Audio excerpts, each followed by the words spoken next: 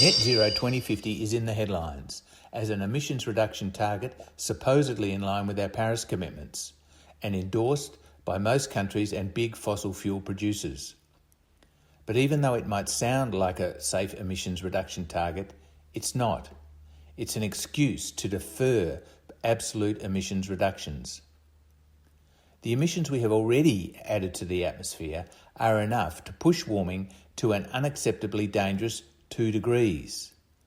So we urgently need to cool the planet. And that can only happen if we draw back down from the atmosphere those emissions that have already made the planet too hot and, at the same time, stop adding more emissions. What we need is a negative emissions target, reducing total greenhouse gases, not increasing them. But Net Zero 2050 does the very opposite. Right when we need emissions stopped super fast, Net Zero 2050 scenarios will likely push global warming beyond 2 degrees by adding oil, coal and gas emissions way past 2050, saying they'll be net zero or carbon neutral when it subtracts or offsets emissions it hopes will be drawn down later. Don't be fooled.